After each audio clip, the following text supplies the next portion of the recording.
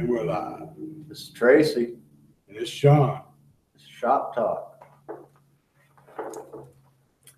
So. Exactly. Why? Texas underwater. A bayou city. Yeah. Okay. Bayou, let's see. What does that imply? You gonna get wet? Yeah. Okay. I'm a Yankee, so that, you know. Yeah. But yeah. I'm just saying, look at the U.S. 60 to 70 years ago and look where there were not houses along the coasts and rivers.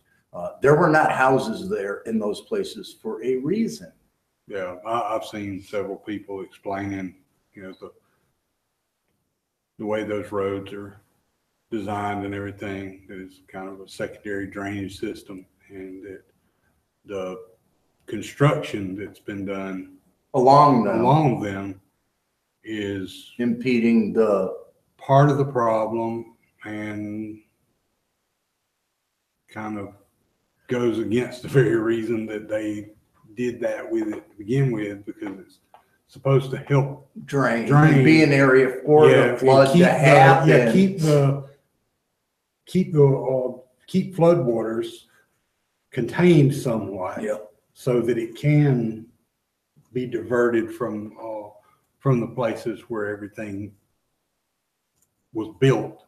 Yeah, and keep that part from getting flooded. Yeah, and I don't know what the population. But then they built a bunch of stuff right down there. Yeah, where it shouldn't have been. Yeah, where all that stuff was built, so it's just diverting water right which the cities and counties had to change ordinances so they could build there. Probably. I mean, I don't.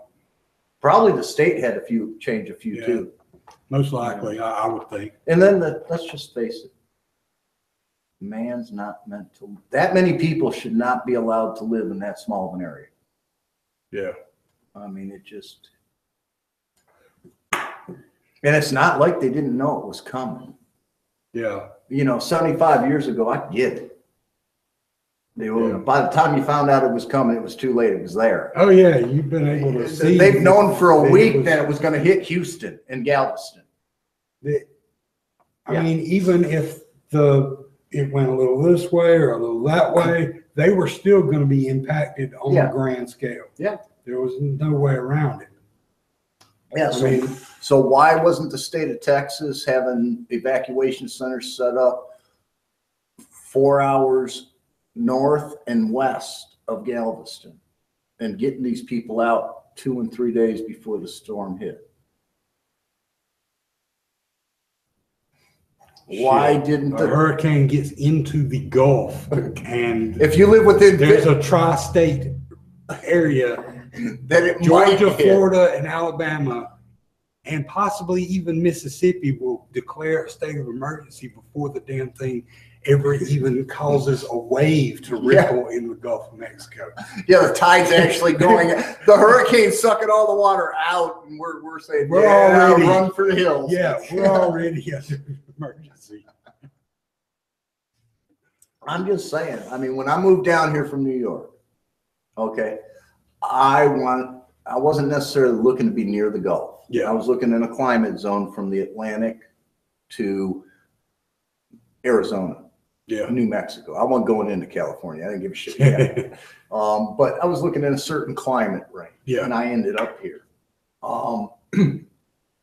When I started focusing my search here, the next thing I did was, how far inland am I? I need to be at least 50 miles or better inland. Yeah, because it takes at least that much for some of the wind to get knocked down. Yeah. The next thing I looked at was, where are the rivers near? I want to be at least a mile from a river, large lake, swamp. Yeah. And then after I looked at those, I looked, okay, now what elevation am I looking at above the river? The river could be 10 miles away. If I'm still at a low enough elevation, it's going to hit me. Yeah. You know, I mean, It's simple. I mean, it's not even hard. You walk into the public library in an area. Yeah. Look at old newspapers. Floods. Yes. Just research floods in old newspapers. What areas flood? They'll always have maps. Yeah. Oh, hey, Oh yeah, you can see that where the flood subdivision I zones want are. to buy in. Yeah, that's been underwater 3 times in the past 45 years. Yeah. Maybe I don't want to buy there. Yeah. Second, okay, and I get this, man. We're a collection of countries bound together by a constitution. Yeah. States' rights. Okay. Once the town or city level fucks up, it's time for the county or state to step in. Once the state fucks up, it's time for the federal government. So where was the town, city, county, and state government in Texas on this? And before this, allowing these places to be built up like they are. Yeah. Where they're gonna flood. They know they're gonna flood because they flat out said it. This happened 10 years ago. Yeah. So you know it's happened at least 3 or 4 times in the past 25 years. Yeah. If some place has been flooded more than once in 25 years, you should either have to build 3 feet above the highest flood stage or not build there at all anymore. Yeah. Matter of fact, take some dirt out of there, make it a little deeper so it won't creep up. It's just another one of those places that has a long history of Being doing stupid. stupid shit like that. Like New Orleans. New Let's Orleans. build 20 feet below sea level. We'll be all right, guys. Elba, Alabama. Yeah. Well, we were talking about it on the Black Warrior River, just a little north and west of here. Moundville is one of the oldest Native American sites in the country. It was they estimated it was abandoned. Yeah. In the 1600s, about the time the Spanish showed up. We all know what they did to them. Yeah. But anyways, they built right like 20 feet above the river. This gorgeous, right this on the gorgeous, floodplains of the river. this gorgeous flat, Yeah. gorgeous flat, probably fertile as hell. Well, these Indians, they built, they call it Moundville because these Indians hand carried dirt in baskets and built mounds that are 30, 40 feet tall. Yeah. And we're not talking a mound just big enough to put a house on. We're talking a mound big enough to put a neighborhood or 2 on. And then they built some of them houses on that mound up off the ground. Now, okay, if you're going to live that close to the water, that's how you do it. I mean, we're going to catch some backlash from this comment. If prehistoric man knew enough to, this is a great farmland, but we don't want to necessarily live here. Let's bring some dirt in and Yeah. Well, some of those tribes have been doing that for long enough that you probably could consider them prehistoric. well, I mean, 1600s. I mean, the way the way the Native Americans lived here in the 1600s. Well, and a lot of them were migratory, and so. But if prehistoric man knew not to camp next to the friggin' river, Well, they camped next to the river because that was a good place to be. to fish, to travel. But they also had the sense to make sure they were high enough above that floodplain. If they were going to build a permanent place, yeah. Yeah. Camping's one thing, building and living's another. Yeah. I mean, that's just like idiots that go out to, hey, we're going to catch it again, too. I know we got some people out in Arizona and New Mexico. Oh, yeah, we got quite a few of them. Okay, look, if it looks like a nice little valley running up through the desert, yeah, that's not a valley, that's a dry riverbed. Yeah, when it rains 100 miles away, instantly in 5 minutes, you could be 20 feet deep in water.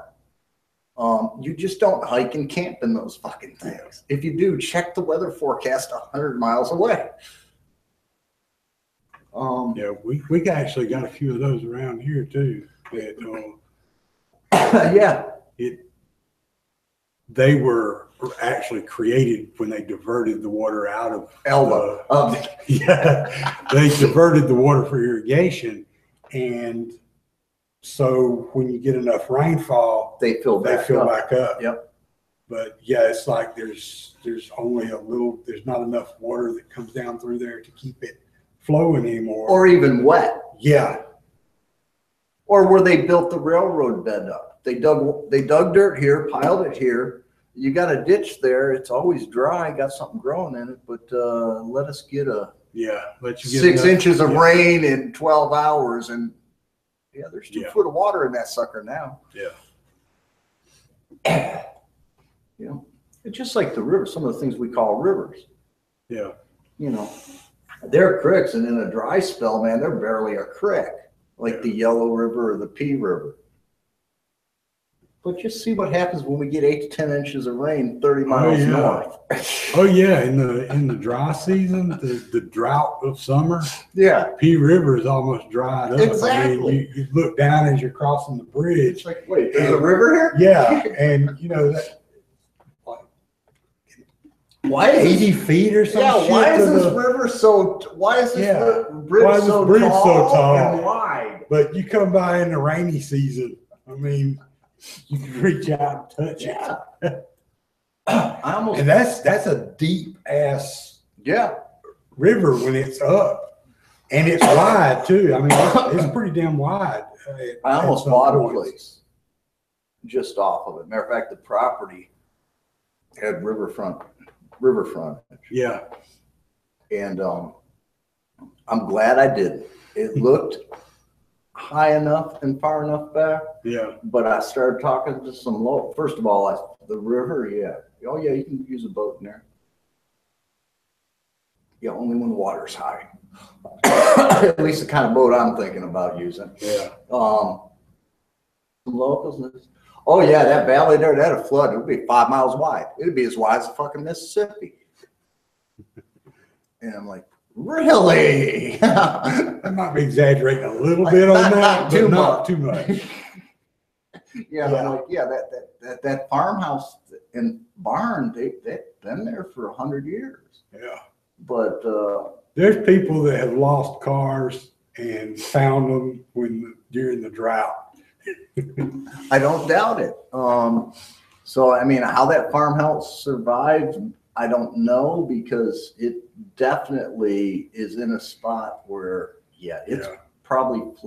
Well, let's see. The house was built about there was a mound up from the road. It went up about 10 feet in elevation, and then the farmhouse itself was elevated off the ground about 4 foot. So, I imagine average flooding. It probably never got to the. I imagine it came in every now and again, but average flooding, it didn't do much. Well, I know a lot of the floodplain area. I'd say outside of maybe half a mile outside the banks of Pea River. Usually the flood beyond that is maybe a foot or two. And this was probably because once it gets to a certain it's widened out. It just spreads water out all over the place, so it doesn't really. And this was probably right around the half, because really, if you look, it was the last house going that direction toward the river. Yeah. So it was probably right at the edge. Yeah. But still, I went and looked and did the math and stuff, and people. Local weather and flooding is going to be like, not just yearly, but every 10 or 20 years. Go to the local coffee shops and diners. Talk to those 60 and 70-year-olds sipping coffee in the park or wherever. Yeah. They'll be happy to tell you about the 3 or 4 floods and how high it got. They'll tell you all about it. In the dust, out at the Dust Bowl and whatever not. But they'll tell you all about the flood. And they'll tell you, that subdivision they 35. Built, that subdivision they built there 20 years ago. You don't want to buy there. It ain't flooded yet, but when it does, you ain't going to see the chimneys. You know, and they'll tell you that too. Or yeah, that used to be a good place, but then they built up over here, and now yeah, that one's going to flood like hell. So there's just a lot. And then I've already heard the rumblings. Oh, it was only the poor people who couldn't get out. No, I seen an interview already with a woman, single mom, black, African American, colored, Negro. I don't, whatever you want to term it.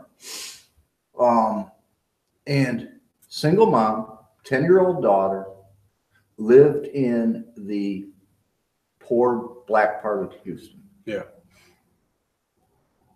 The day before, she grabbed her kid, told her kid to grab what was important. She grabbed what was important. They left. Yeah. It's only common sense. She said, and she put it real funny. She said, when I heard there was 50 inches of rain possible, and me and my daughter are only about 60 inches tall, she just determined mathematically there wasn't enough breathing room.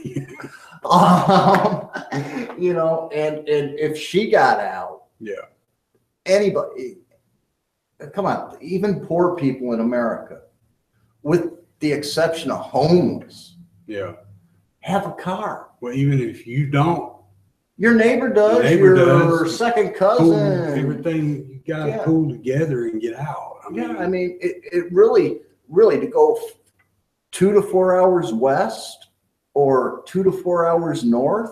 Yeah.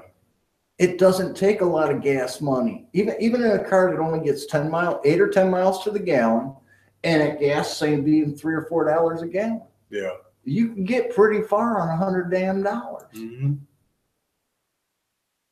Mm-hmm. So. Yeah, shit. $100 worth of gas at current gas prices, that would almost fill my truck up twice. It would almost do my van twice, and I only get 11 miles to the gallon. I'll get a little better than that, but yeah, so I can get a little over 20 on highway. I can't even get it. Don't matter where I'm driving or how I'm driving. Yeah. It's 11. I could be doing 90 miles an hour up a hill, or I could be doing 105 miles an hour down a hill. Yeah, and I'm getting 11. So I can get, but 2 tankfuls of gas, $100. Well, I can get my ass to friggin' Kentucky almost. I can get 2 tanks of gas on my truck, a little over 800 miles, I think. Yeah, I'd be going about 800 miles. Yeah. You know, maybe a little less. Even 1 tank. Yeah. You fear 1 tank, you're going to get between, depending on your mileage, even in mine, I'm going to get 3 to 350 miles. Yeah. Well, if I'm having to drive in town type driving, I get 17 miles to the gallon. Yeah, see, even on 1 tank, you're getting 400 miles easy. Yeah. See, 17 miles to the gallon driving around in town. I get 22, 23, something like that, highway.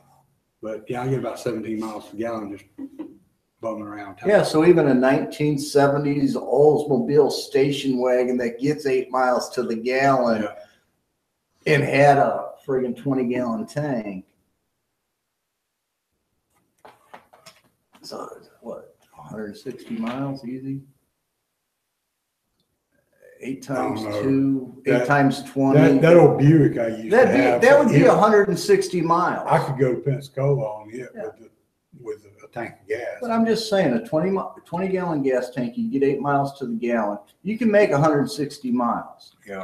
And 20 gallons, even at $5 a gallon, would only be $100. So yeah, if you couldn't make it at least out of the danger, even if you got to sleep in your car or find some local church, food pantry, something. Yeah. You don't even really need the money for food, because once they find out where you come from, they should be willing to help. Yeah. I mean, you got people coming from 4 or 5 states away to help. Why wouldn't someone in the next county help? Yeah. Yeah, I just don't get why the people stay there. And the government's going to help them. People too damn reliant on the government for help. That's why. Yeah. Next thing will be, well, I guess they're already having some shooting gallery shit going on in some of the areas. Yeah. And pretty much law enforcement, National Guard, and all that to stay away from those areas. Oh, yeah. So those people will suffer, even the people in those areas who aren't the criminals are causing the problem. They'll suffer because of the criminals. Yeah. Because well, that happens anytime that, yeah. that something like this happens. You get. And that's what happens when you wad too many people up in a small place. Mm-hmm.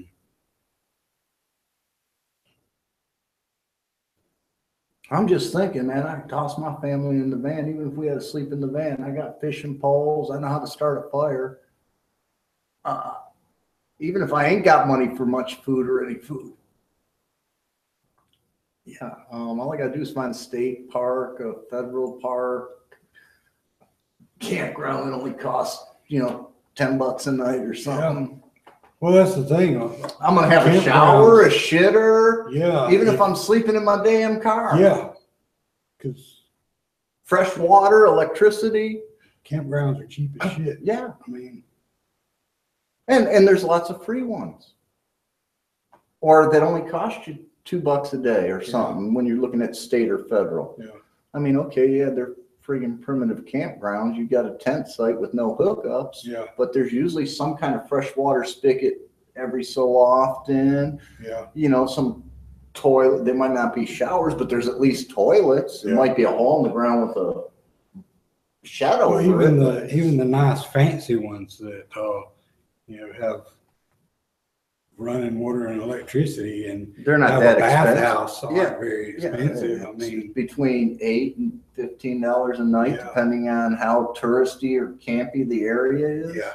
And even in an area where most and how built up it is, if it's got pads for campers and stuff, then they're usually they're a little more some expensive. Playgrounds and stuff. But even but if it's just graded for setting tents up on and well, stuff, that's just it. Even in an area that might have well-developed campgrounds, there's still going to be those campgrounds that aren't as well developed. But or the sites over here. There used to be a place we used to go to. These sites on this side were for tents and stuff. They just had dirt. Yeah. And then there were the ones on that side over there that had pads on them. And then they had another spot for the real fancy campers that brought a tow-along hotel. Yeah. But even those places, they were real nice. Yeah. I mean, and if you're just camping in your damn car, I mean.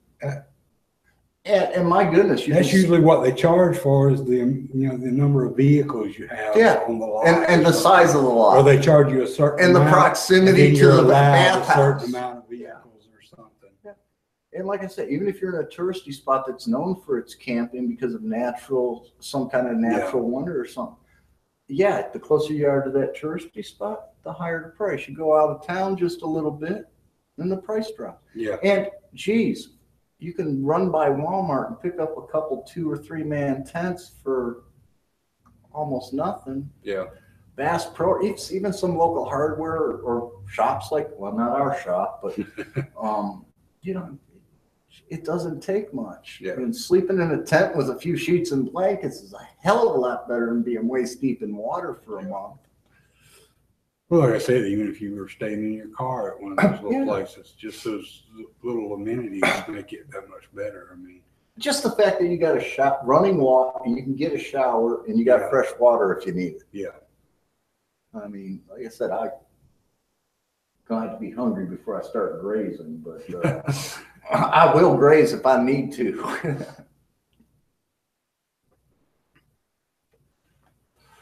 So it's going to be interesting to see how it unfolds because from what I've seen, pictures and stuff, it's every bit as bad as Katrina. I don't know about that Right. because We had to wait and see Yeah. what it How how it long turns it out lasts. because Yeah. so far, I mean, at this point, there was already, the death toll was huge at this point with Yeah. Katrina. Well. This a couple of days later, Yeah. it was already huge. Yeah. And I don't know what the latest I don't know number if is, but it wasn't very high. Or I don't know if I'd be looking at the death toll so much as I'd be looking at how many people are displaced, how many homes are going to be considered totaled. yeah, well, again, that's something that you're gonna have Yeah. to wait And then, to- let's think about to this. see what the salvage is going to be. Here's and all that the stuff. real kicker, man. Some of these people have just had a major flashback and probably going through major PTSD right now. A lot of the folks from New Orleans ended up in Moved, Texas and Houston and area and stuff. Yeah. So wait till those stories start coming back out. Yeah. But yeah, just people use your damn brain. And the worst part, I'm preaching to the choir. Yeah, because anybody that Is paying attention to us or even on gun channels. yeah.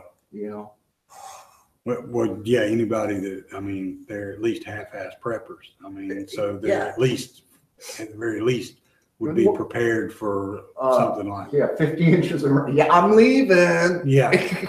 I mean, short of living on top of a mountain, Yeah. I'm leaving. Yeah.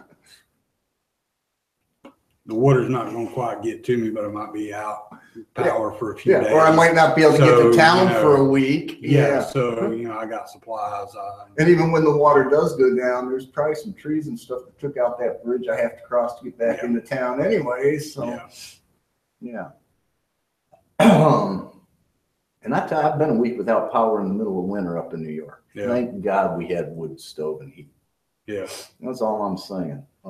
Because I couldn't imagine.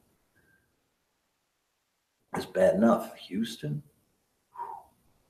it ain't fall yet. Yeah. Even if it was, it's still a little warm. Yeah. Yeah. It'd be like here if we lost power for a week in this weather. Yeah. You could survive it, yeah, but it ain't pretty. No, and you ain't doing much. And not only that, now they're talking a month before some of the water recedes. Yeah. How long before some of these businesses are able to reopen and put their employees back to work? Yeah. I mean, bad enough you got people living paycheck to paycheck. Now they're living paycheck to, oh, fuck. Yeah. My house is gone and my job's probably gone, at least for a good while. Yeah. Just not good. Yeah, this will be interesting. Like I said, why did the city and town governments allow building in those areas? And when they did, why did the county and state not step in and say, no, that's a 20-year floodplain? Yeah. Even if it's a 50-year floodplain, no. 100-year floodplain? Yeah, okay. Because even in a 100-year floodplain, you could end up with floods 3 times in a 100-year period. Even insurance usually goes up. In flood. Well, see, no, that's just the worst part. You can't get private insurance. Well, you can now. There's some companies that are offering it, but you can't get private insurance for flood. Yeah. Well, the government. After Ivan, I believe it was. After Ivan, we were living over in our insurance almost doubled. Yeah. After Ivan, because you were now in a new floodplain. We were now in a floodplain. Yeah. They had declared where we lived in a floodplain, even though we didn't get any flooding. No. It was close enough. It was several miles to the closest thing that would have even been considered flooding. Then it wasn't close enough. That was just the insurance companies trying to rake but in. The flood line, the lines have been redrawn. Yeah. Yeah. And so it was like, whoever the hell does that. Actuaries and the government. Yeah. So that's where it came from. But yeah, And the almost double because the government said, where do you need the lines? And the actuaries looked and say, well, we could put them here, but that would just raise the people that are actually in it. Let's put it out here, get extra premium so we I think the cover. main thing was because, you know how that Burger King over there is built almost like New Orleans. It's sitting in a bowl of. The bowl is actually right behind it in the so supermarket parking lot. Yeah, so every time that it rains a lot, you know, that parking lot down there just floods out. Well, that made the second time in like 10 years and that it had completely flooded out. That place is only like 3 or 4 miles from where we lived over there. So I think that was one of the major catalysts for them redrawing those and lines. I'd like to see what they look at when they redraw the lines. Are they actually looking at elevations, or are they just looking, here's where it flooded, we're going that's all that they looked at. We're going X further. Because if they looked at anything else, they'd see that building there was sitting a good 10 feet below everything else around it. Because that damn thing, you could pretty much lay a plank from that old Winn-Dixie parking lot straight across up into where the creek is on the other side of the road. and walk right over Burger King. Yeah, because that's how low that it sits. That's why when you said 10 feet, I'm sitting there, I'm thinking, geez, I don't live there and I don't go there often. That's at least 20 or 25 feet, you know, from the hill on the road, main road each direction. That parking lot where Winn-Dixie used to be kind of sits on a little bit. It does. It's up, but there's a hill even goes higher up behind that. Yeah, that's where they built the post office behind there on a hill. Yeah, they were smart. Yeah, that post office gets flooded up. We're treading water down here, everybody. Yeah. It's just stupid people. And then, man, okay. I preached this when I was an instructor in firearms. Safety on a gun. Yeah. Worthless. Yeah. Don't depend on it. It's a mechanical device made by man. Not only can it fail, it will fail. Yeah. It's plain simple. Man, let's build a concrete river. Let's put some dirt dikes up. We'll contain Mother Nature. Mm-hmm. One thing man still has yet to realize is water is one of the most powerful forces on Earth. About the only thing that might be more powerful than water, but easier to stop, is lava. Yeah. I mean, water. Look at what it did for the Grand Canyon. Water stops lava. Well, at least in some regard. Yeah, it does. The islands in Hawaii it are eventually growing, but I think Hawaii's picked up 10 or 20 acres. It somewhat controls it in a way. Yeah. Well, you can control lava by digging a ditch. Yeah. You know, you can build a concrete, you can toss a cinder block wall up. Yeah. You know, it will slow it and stuff. Water? No, there ain't no stopping that shit. No. Even you can slow it down, you can divert it, but if it wants to get through something, it's gonna get through. Oh yeah. I mean, it don't care what you put in its way. It's a fluid. It wants to go straight. It doesn't care that you put a curve in the river. It wants to take the path of least resistance. It doesn't care that you built a curved levee in the river. It wants to go straight. Which all it takes is one little hole in that. An earthworm. Yeah. Really, an earthworm. You get one drip going and more. And let's also face it, floodwaters. Now, luckily, Texas isn't like, say, parts of California, up in Kentucky and Tennessee, where you have very, very steep grades. Oh yeah. But even in that Texas floodwaters, it's moving enough.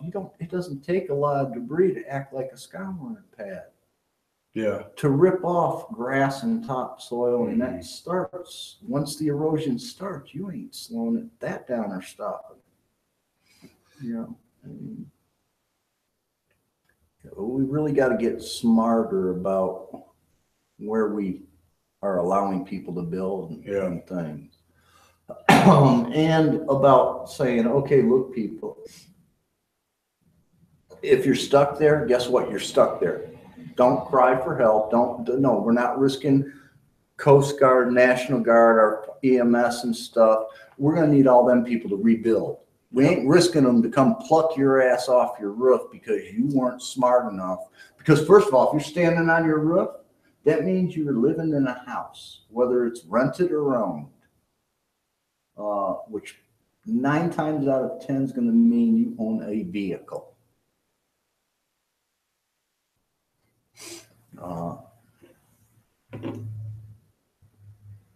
Yeah, I just don't feel that sorry for the majority of them people. Even the business owners whose business is under 5 feet of water.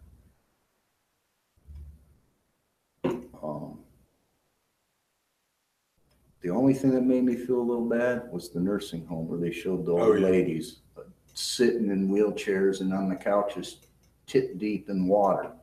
Yeah. Okay, they probably don't own a car anymore because they haven't been able to drive in 2 to 5 years. Yeah.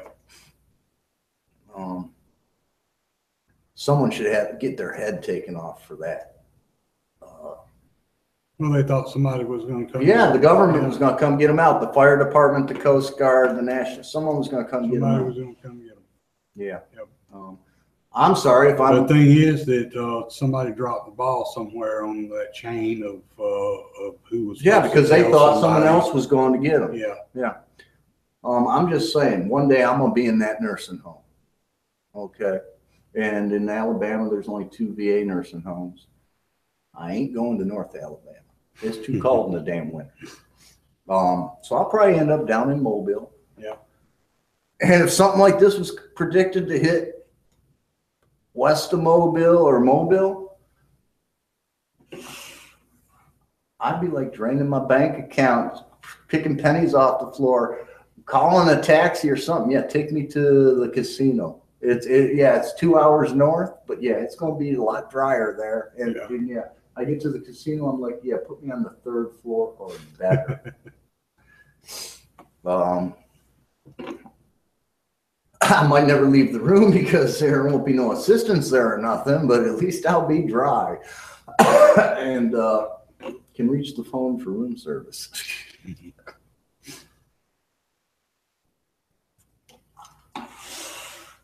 I mean, yeah, that nursing home should have, if nothing else, most ambulance companies run wheelchair vans. Yeah. Hey guys, yeah, we made a deal with this Podunk Town Hospital. They got a few beds. We're going to cram 6 people to a room where they normally only have 2, but we're going to get our people out. Yeah. You know.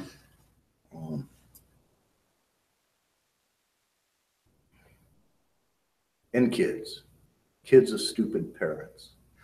I'm gonna feel bad for them because again, like those people in that nursing home, those poor kids don't have a choice. Yeah.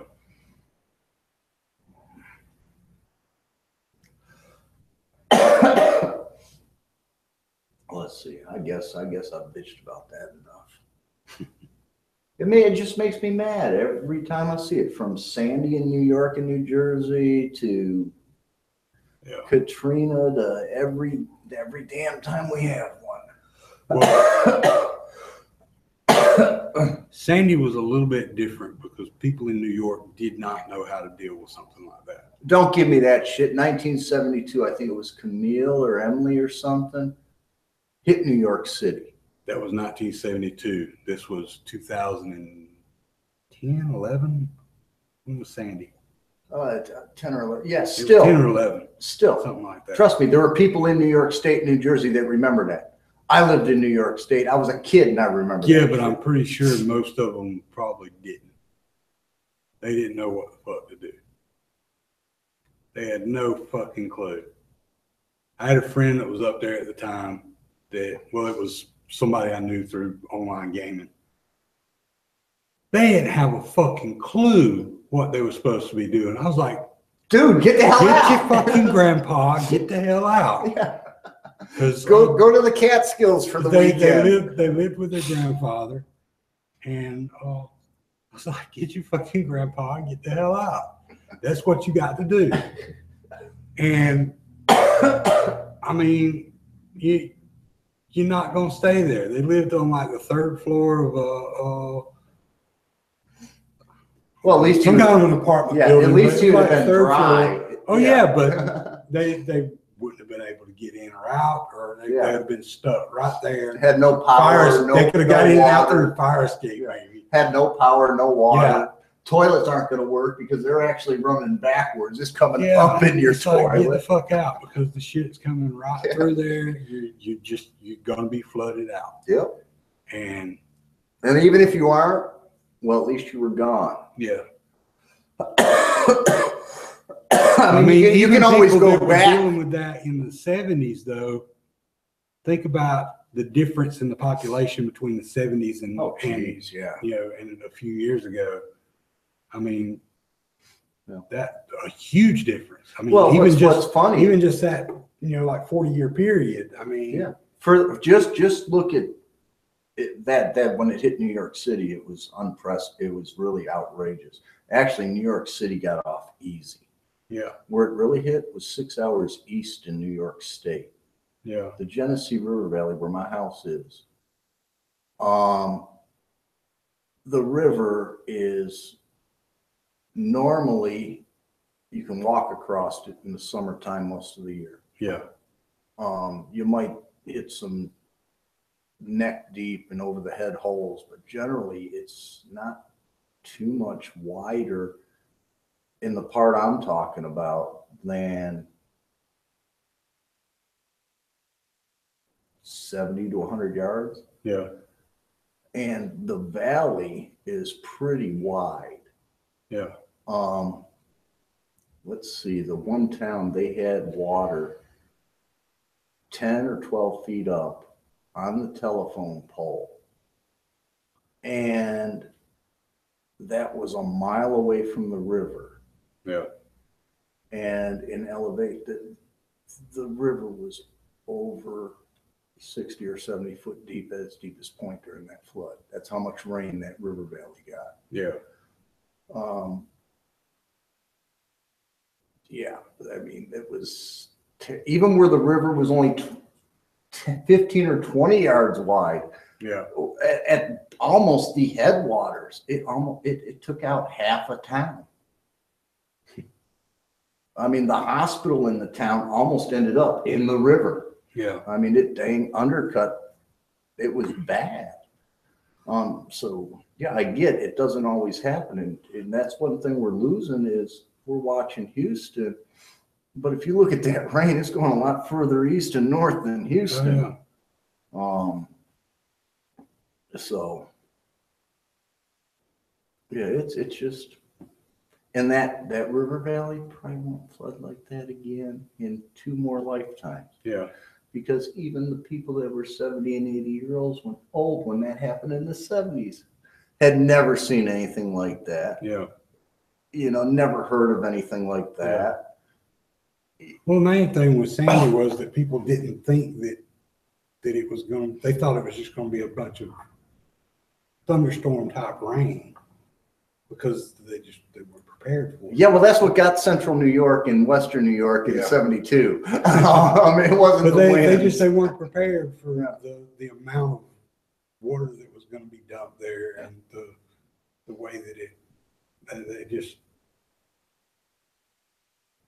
Yeah, which I don't get. You live on a coast. And I'd get that if you were in Kansas. Yeah. You don't see friggin' 24, 30, 40 inches of rain in a 3 or 4 day period. How often up that far up the East Coast, how often do those storms come in like that? Again, something like that. Well, Sandy, let's see. I'd say you're within the 50-year range. 50 once every 40 to 60 years. Yeah. But still, that's enough. You know, if you. But the people that lived through the last one, you know, people ain't listening to them at this point because, you know, they're starting to get old and senile, so they're not. You just listening ask some of them fishermen off Maine what the Atlantic's like up there. Come down here and you ask people about storms. You get people from, you know, the age of 12 to 90 telling you stories about all the storms that they've lived through. Yeah, forget about the hurricane. That thunderstorm we had last week, worse than any hurricane I've seen here. But yeah, you get people of all age ranges telling you about all the storms that they lived through because we get them so often. And how long's it been since Florida's got hit good? It's been several years. I mean, we were more talking than about earlier. several. Yeah, and it's been. I mean, the really last really bad one I can think of was when Homestead got wiped out. What was that, Andrew or something? That's like 25. That was 20. I mean, yeah, that was about 25 years ago. And Andrew Homestead wasn't even populated. But we had, since then, we've had, let's see, Opal was pretty bad, but it got, it was quick. It got North Florida. Yeah, and it was quick. It was quick. But it wiped out. I mean, Panama City, Fort Walton, Destin, it wiped them out. They were completely rebuilt because of Opal. Then let's see. I wasn't even thinking north. I was thinking South Florida from like Daytona well, see, that down. Andrew would have been the last one. From Daytona down. That really did a lot of damage to them. Really hit the Fort Lauderdale, Miami area. Yeah, I think that's going to be Andrew. And I'm thinking, let another one that because size or worse, because the population and the building they've done out there. Yeah. Oh my goodness. Yeah, the others that have come through since then, like Opal, didn't do a whole lot to South Florida. I don't know that Ivan even touched South Florida. Not sure. I think it came in through the Gulf. So I don't think it really got that part of Florida. Dennis came up through there, I want to think. I don't even remember. That must have been a little pipsqueak. It came up through, went through. We didn't really get anything off of it here. I think its path went across Central Florida and up through Georgia and the Carolinas. I want to think that was its path. I'd have to look at an old. Well, I'm just thinking. When I was a kid, South Florida used to be the target. Yeah, you know that was Hurricane Central, man. If you were in Central Florida South, you were gonna probably experience a hurricane in the next couple usually years. What they would do is they would come up in through to South Central Florida, get over into the Gulf, and then rebuild themselves, and then hit Mississippi or Louisiana. Usually come up through like the middle of Alabama and Mississippi. So you get that. The worst of it would be on the line there. Yeah, and those are the ones I hated. We would get a little bit of, we'd be on the east side, so we'd get some tornadoes. Yeah. Well, I hated those when living up in New York. Yeah. Because that meant a week after it hit there, because they'd almost follow the Ohio River Valley straight up into my backyard. And it's like a week after that, you can pretty much plan on we're going to get a week of friggin' rain. Yeah.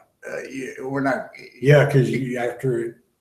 Yeah. You get all that rain off of the other side. If it was west of the Appalachian Mountains, Western New York, Northwest Pennsylvania, Ohio, we're getting wet. Yeah. If it was east of the mountains, hey, we're good. That son of a bitch ain't crossing those mountains. That's why Opal was so bad through here, because the storm passed directly through here. Mm-hmm. We were basically right in the middle of the storm, so we got the winds, the clockwise winds, and you got the winds from the left, and then you got them on the backside from the right. Yeah. Yep. And we got a few tornadoes spinning off of the east side of it, and then we got all that rain off of the other side of it. Yeah. And that's what people don't realize. It ain't being dead in the path of the eye is nasty. Being on the east side. Yeah. Well, that's where the tornadoes, the flooding. Yeah, that's the west side. Yeah, you're flooding maybe, Yeah. depending on the, you know, and how. Well, usually that's where most of the rain gets dumped on that side. But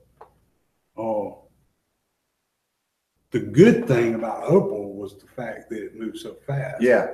That it came through. Oh yeah, I don't think it took a week to make New York. I think we had rain within 3 or 4 days. It's like, son of a bitch. I was hoping I had another day to get firewood in. Glock's got a new gun, or a new generation. Yeah. Which they didn't do a whole lot to it. They apparently enough people bitched and moaned and complained and wanted finger grooves on the damn thing. So they put finger grooves on. Then people bitched and moaned and complained they didn't like the finger grooves. So they took them back off. Yeah. And it looks like that they've gone back to the Gen 2 style frame. Yeah. The grips. Yeah. And which I never liked the Glock. I liked the RTF 2 style grip, that sandpapery feeling grip that people didn't like. Yeah, it was too rough. It was too rough on their delicate hands. Yeah, I liked that. My issue with the Glock is the grip angle. Yeah, that's my issue. Yeah, mine's the grip which angle they have and not. The feel of the grip. It feels like I'm holding a 2x4. Yeah, that's the best, and that has always been my turnoff ever since Glock came out. If they would round that grip up a little bit, give it a little more angle. Yeah, give it a little less angle. A little more angle. Yeah, I was gonna say I want a little more angle. Yeah, it's a little more angle. It needs to be a little squared up. And yeah, those, because other than that, I love the fact that the Glock's basically the AK of pistols, but I don't like the way they feel in my hand. Well, the fact that there's so few parts in it. Yeah. It's so simple of an operation, so simple of a mechanism. That's always been an attractive feature. And my next thing, but I just don't like the way that it handles. Yeah. The other thing I don't like is the muzzle flip. I get way too much muzzle flip on any Glock I've shot. I don't like it. It just port the damn things right from the factory. Yeah. It doesn't have to be able to just take a little bit of it away. Yeah. You know. I've never had an issue with that, but then again, I have trouble trying to limp wrist things. I mean, yeah, that's funny. You think as weak as my arms and shit have gotten, I still, Daryl can, I don't know what Daryl is. It's got to be the guitar. It's the guitar playing. It's got to be. It's got to be. He knows how to limbering up his wrist, like, because, I mean, you know, he's got that where his hand is just made of jelly so that he can play so fast and shit. And I don't understand how he can shoot and still induce limp wrist. Yeah, I mean, well, that's how. It's because he just limbers his wrist up like he does when he's playing fast. Yeah, and that it's got to be what he's doing. Yeah, I guess because whenever it's hard for me to do it, I can do it, but I can't do it as Daryl can just. It's like he just wants to do it. He just like limber his wrist up and pick up the gun and go. There it is. Yeah, there it is. See. Jammed up. Even some of the guns that are known for if you limp wrist it just a little, they will have a problem. Yeah. I can't do it. Yeah. You know? And it's like, okay, Daryl, I know the problem. Here, see if I fixed it. No, not quite, Tracy. Okay, give it back. Go back out there. Yeah, you fixed it this time. Yeah. You know, it's like, son of a bitch, I can't. But yeah, I can't do it like consistently at all. It's kind of like the double barrel we just had. Guy let his buddy borrow the double barrel. And guy brings it back. Oh yeah, there's something wrong with it. It's a single trigger. Yeah. And he says it's an Ithaca SKB single trigger. The guy brings it back to him, says there's something wrong with it. It keeps doubling on me. Yeah. Well, I look at the guy and the guy says, I shot it an hour after he left and it was fine. And I looked at him, I looked at his size and build and I said, your friend's about a head taller than you and about 75 pounds lighter, isn't he? And he goes, yeah, how'd you know? I said, I'll tell you exactly what's wrong. His tall, skinny ass is moving too much with the gun and beating the internal inertia switch. Yeah. Yeah, because it's the one that doesn't have the switch on Yeah. it. It switches automatically. Yeah. Yeah. And sure enough, yeah, that was it. Yeah. He had us break it down and clean it and check it anyways. And Yeah. I almost felt bad charging him for the cleaning. It was that clean. I did charge him though. Not as much as I told him I was gonna, but I did charge him. Yeah. Still got to eat. Yeah, gotta keep the electric, well, half the electric on. But yeah, so the Glock's new gun is not really anything new. A few they new got, features. yeah, they got a few new that things, but it's stuff that it's guys have been doing to it often Yeah. enough. The military kind of wanted for their trials. yeah. The Magwell. The Magwell, I think, is Yeah. a good improvement. That's, Yeah. I mean, I don't know if they did it to the extent of some of the work I've done on some, because Oh no, they just put a bevel on the inside of it. It's no, man, not, that one it's not that big. that one I tricked out for Julie. Yeah. Shoot, me and Daryl tried for 2 days to misfeed a mag. Yeah. And I mean, short of putting it in there at 90 degrees up where it's supposed to go, you could not get the mag in. Yeah. I mean, it was just unreal. And that's nice. I mean, Yeah. it is. But they the slide's supposed to be lighter. I guess that's where they cut those little bevels off on the front of it. What they say, a tenth of a hundredth of a gram. I mean, I don't know. compared to what some guys are doing to the slides to lighten Oh them. shit! Some of them barely. There's not a slide left. Yeah, I mean, you thought Beretta was bad by taking 3/4 of it off. Yeah, there's nothing. Yeah, some of those skeletonized slides. Like, take that just a teeny bit too far, maybe. And if you have a barrel failure, yeah, now you got a major failure. They added a ambidextrous slide release, slide stop. Which one do they call it? I don't know. It does the same thing Yeah, as a well, slide release. Yeah. Well, one manufacturer calls it a slide release, another manufacturer calls it a slide stop. Someone else will call it a safety. Yeah, I'm just saying. I don't even. What's it do? Yeah, it holds the slide open. Yeah. Okay, I know what I got to do to the gun. Yeah. It's sad, but that's where I am with guns. I don't pay attention to the makes, models. I know what I like and what I shoot. I know what's generally One reliable. good thing about it is that it does make it a little more friendly to people who shoot left-handed shooters. I think, personally, with the exception of maybe a revolver, because just the way the lock works to hold the cylinder, Yeah. it's a little difficult. If it's a pistol, it should have a safety could just be flipped to make it a lefty. It should have a mag release that shouldn't have a manual safety on it anyway. Well, that's beside the point. You know, the lawyers aren't going to let the manufacturers do away with that. Hell, even Most of them have done away with it at this point, though. Okay. Yeah, a lot of them. Yeah, I like the old military theory. What do you need a safety for? We're supposed to be shooting.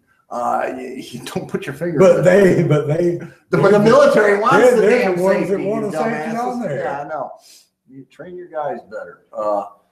But I mean, it should. If it's got a manual safety, it should be easily flipped to be converted. Yeah. Same thing with the mag release. It should be something the individual or a gun shop, not a gunsmith, can flip it. Yeah, just flip. No extra parts, just flip it. Yeah. Glocks are nice. They're easy to. And see, that's all you have to do on the new one to make it left-handed is just change it because it's got the ambidextrous slide release. And then as far as the slide release, all you got to do is change the just flip the Yeah. magazine release around. And I like the ambi slide release just for one simple reason, that if something happens to my main shooting hand, Yeah.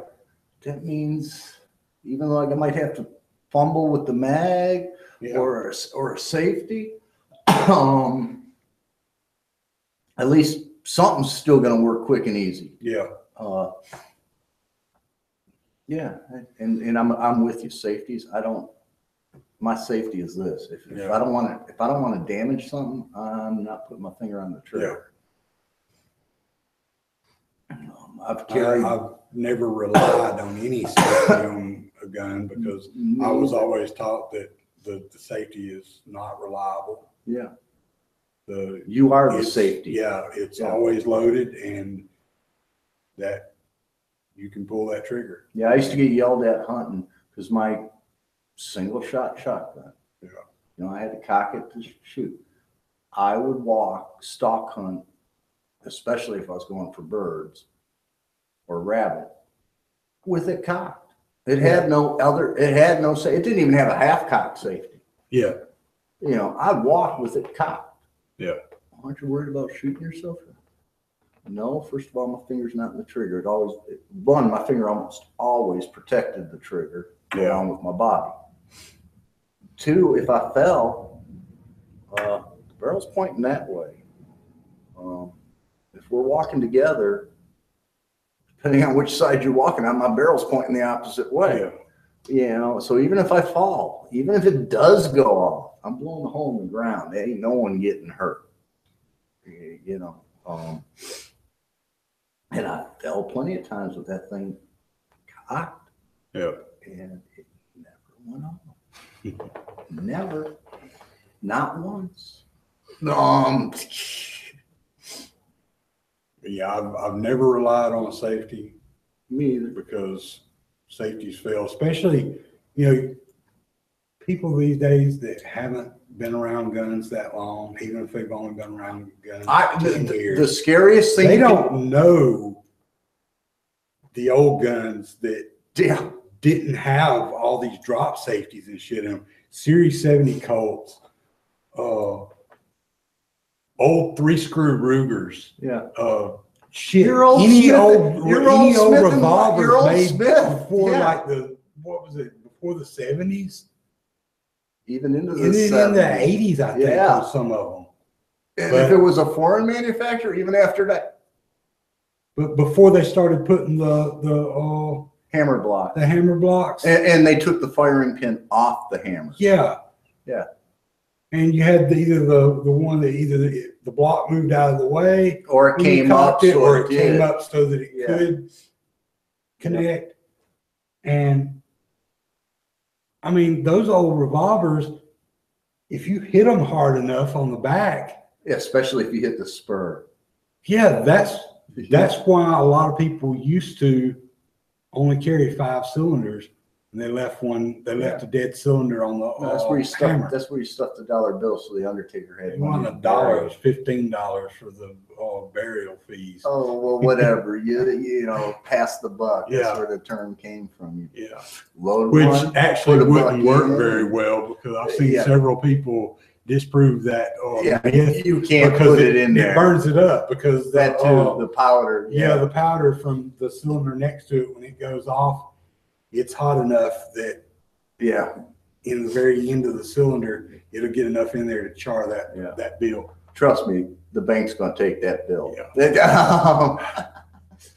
But yeah, it's and not only that, I love it when a customer comes in with a gun. Safety's on. I panic. I have never heard of someone getting accidentally shot with a gun that was loaded and the safety off. You always hear if someone's accidentally shot, the gun wasn't loaded or the safety was on, or both. So when they come in here, it's unloaded and the safety's on. I'm like, oh shit, you know.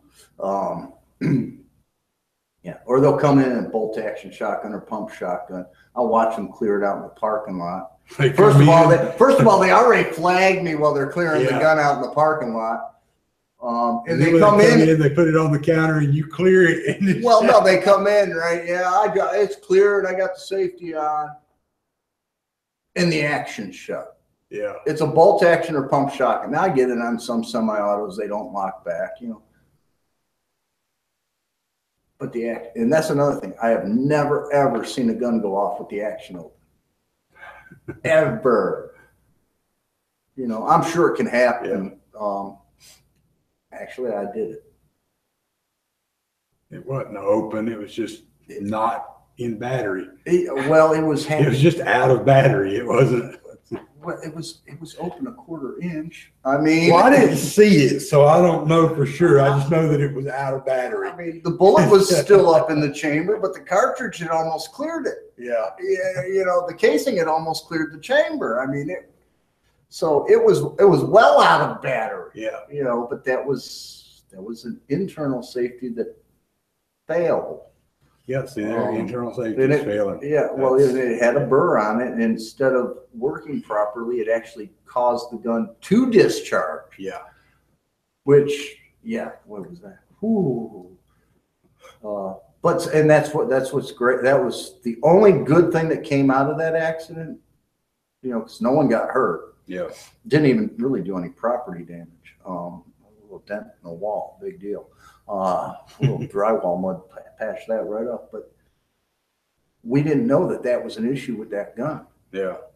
So quite literally, the guy could have been trying to clear his chamber, and that gun could have gone off in his hand. Yeah. You know, so we found a problem that no one knew about, and there was a burr. Yeah. And that can happen. I mean, burrs can cause all kinds of crazy shit. You get a burr on an extractor, and it can cause it to hang up. It can cause it to double or triple. Yeah, depending on what gun it is. Did we tell people you? Yeah, But you get a burr on something that can cause any number of different problems depending on where it is and what the burr is. Just ask anybody who's ever owned an SK what some Cosmoline can do. Oh yeah. I mean, I think most anybody who's owned an SKS, if they don't, they never did. They're very new to guns and have never listened to anybody. Or they bought it after somebody had already done a thorough. Yeah, boiled that some bitch in gasoline. Yeah, I had that happen too. Yeah. Yeah, just had to hold on till it emptied that magazine. Yeah, pretty much. Yeah, because if it's it was one of those duckbill 30-round magazines. Yeah, and SKs aren't one that's easy to hit the mag release. It's like an AK. It's like an AK. You ain't hitting that mag release easy. Well, see the standard one, even if you got that extended drop down magazine, just you can reach up there and hit the little thing and it'll pop and drop it. But that aftermarket one, the way it goes in, it's harder to get it in and out. Yeah. So you just hold on for dear life. Just hold on till it empties. It's like belt fed. There's only one thing you can do: twist the belt, or ride, or like Marines like to do, ride the lightning, ring the fucking barrel. Damn.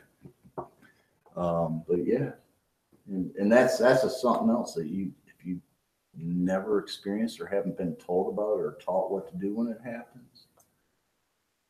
Yeah. I mean, that's why when we test semi-autos, it's 3 rounds. That's it. That's all the mag is. Because that way, if something does go wrong, you only got to hold on to it for three rounds real quick. You don't even realize something went wrong till it's done. Oh yeah, that shotgun, I didn't realize it until it was like, I think that. Was it? Let's check. Yeah, because I had that happen early in my career with the gun I was working on, and it decided to And that's when I put my 3-round rule in, because I had 5 rounds in that sucker. It was a 32-round mag. I could have had that sucker loaded up. I'd been in real trouble. But yeah, it took off on me, and it was like, whoa. Yeah. Luckily, I let go. It was only like 3 or 4 rounds went out, but still, it was like where those last 2 rounds went was not. It wasn't a bad place, but it wasn't where I would have preferred them to head. Yeah. Yeah, on those Glocks, I would have liked to have seen them change the sights, because the factory sights are crap. Okay, yeah, the factory sights they come with are crap. have Glock's always got been some crap. great aftermarket Yeah. sights that they could just toss on there and add $5 to the cost of the damn gun, you know. Yeah. That grip. I mean, I keep going back to that grip. Well, that grip is what keeps me from carrying a Glock. And I think that's what separates a Glock person from other guns is the grip. Yeah. It really does. Especially guys like me who grew up shooting Walther style grips and stuff. We are used to that grip angle. We're used to the way it fits. And going to that 2x4. Yeah, I mean, yeah.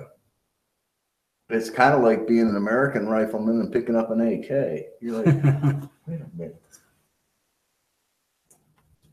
Freaking short, it's skinny, it's Yeah. you know. And I don't particularly care for their rail. I don't usually use the rail. Oh yeah. You know, they got I that have to- proprietary. Oh yeah. Rail. Oh that really sucks. I mean, yeah. Which Put a pick and any on there like just put a everybody else. Picatinny rail on it and be done with it. I mean, Yeah. Yeah. But see, I'm still getting used to when you say a rail and I'm thinking semi-auto, I'm thinking the rails. 1970s, you had to build something to come off the grip and up and over the slide, you know, to mount your optics or whatever. I keep forgetting that they got this little rail underneath for a flashlight or laser. Which, I mean, it's not difficult to find shit to fit it, because most anything will fit it. Yeah. But if you were to try and use it for something other than, you know, a really small, it just, because it only has that one tab in it, and you can't move it up or back. Personally, no adjustment. I have no use. It's a handgun. I have no use for any accessories on it whatsoever. While I would rather carry the flashlight, I was going to say, because I really don't like pointing my gun at what I'm looking at. Yeah. But that's probably the only accessory I would put on. Yeah, I can see times. That's why I do have a couple of lights that go on a rail that I use on guns, and one of them is on one of my ARs right now. But it's like the shotgun behind the bedroom door. It has a flashlight on it. Yeah. But it's one of them focus beamed ones. And trust me, if you're in the flashlight, But I would rather have a flashlight with a piece of shot cord double back on itself, so that you strap it around. I know. So that way it's not a lanyard. Yeah. So it's not attached to your wrist, so it can't be used against you. Because the most of it happens, somebody knocked it out of your hand, and knock the shot cord, and then you drop the flashlight. Yeah. But you got it in your hand, you open your hand, and it's still stuck to your hand. Or if you do need to shed it, open your hand and down. Yeah, and you can get rid of it quick if you need to. But that's my preferred method of carrying a flashlight. But flashlight on a handgun can be useful, especially if you've got more shit going on. Yeah. If you have to have, yeah, and I can definitely you're see having if, to carry somebody or some shit, yeah, or if you're law enforcement, military, Yeah. I can see definitely where, but something like I can't stand a laser. yeah, I don't. I've got one at the house, but First I don't of all, use it on I have anything I have to get a different holster now. Yeah. Because a lot of holsters just won't Yeah, take something none of with a my laser. holsters that'll house a laser. Second, they're pretty useless out in the sunshine. Yeah. And some are, especially what most people want is a less expensive laser, aren't even that great in a well-lit building. Yeah. And at night, well, you got to be able to see your target to begin with to put the laser dot on. Yeah. Now, again, I can see specialty applications, military or police. You come in and you got a guy that you don't have to shoot immediately, or you got time to line that laser up, and you see a dot bouncing in the middle of your chest. It's a little intimidating. I'm not going to say it's not. Yeah. But as far as quicker target acquisition or something, no, you're looking for the laser. Yeah. You're much better off. Just concentrate on the front sight and go. If you can see your target, even if you can't see your front sight, if you've shot enough, you know about where that sucker is when you put your arm out. And if you're shooting far enough that you're missing, you probably were far enough away you shouldn't have been using a handgun to begin with, or maybe you should have been looking for a place to hide instead of shooting. Yeah. Yeah, maybe you shouldn't be shooting yet. Yeah. Well, it is 7:00 or thereabouts. I can't remember which way my watch is. My clock's off. Yeah, it's a little after 7. And we pretty much covered everything. I pretty much covered every damn thing with that Glock. Their advertisement said raising the bar again or something. Not really. It kind of lowers the bar. Yeah. Which to me, Glock is like, this is the base level of what a handgun should be. Yeah.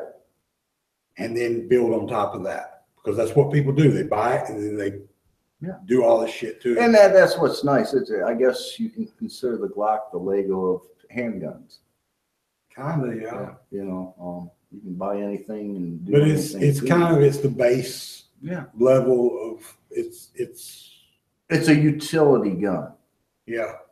Like it's what a gun. It's a tool. It's what it should be. Yeah. It's not a specialty tool. It's a general tool. Yeah. You want a specialty tool, build it into one or go buy one. It's like an AK. It's a frigging tool. It's not a long range gun. It's not a precision gun. It's a very utility based gun. Yeah. You can kill a deer with it. You can kill a man with it. You can punch holes in paper. You can punch one hole and no. But the only other thing I noticed, 2 other things. There is that march from Charlotte to DC that was supposed to start today. Of course, the flooding, the hurricane take care of that. You won't hear nothing about that march. 21 states, what is it, New Jersey? They're suing. Have filed they filed briefs in support of a lawsuit against one of the state's gun laws. There's 21 states that filed. Shoot, my tongue don't want to work. There's a special term, starts with an A, whatever, it don't matter. It doesn't mean much. I mean, they're not giving any money in support of the trial. They're not doing. Yeah. They're just restating what the original lawyer in the case said. Oh. And supporting his legal claim. Oh. So, and it's New Jersey, I think. So, which means, or was it Washington? I don't know. One of them pretty much anti-gun states, anyways. It ain't gonna mean a hill of beans because they got one of them damn rubber stamp federal court Yeah. systems anyways. So, yeah, Daryl, have fun. He did stop in today. Yeah. Yeah, him and Scott came by on their way to, Nashville, I Nashville. believe they're heading to now. yeah, I believe that's what they said when they left. Their next stop was Nashville. Which, I mean, out of all the years so far, he's picked about the best summer if he wanted to take off. Yeah, As far yeah, as, because it's been pretty, yeah, it's been really dead. So, well, that's it. yeah. That's Tracy. And it's Sean. This was Shop Talk.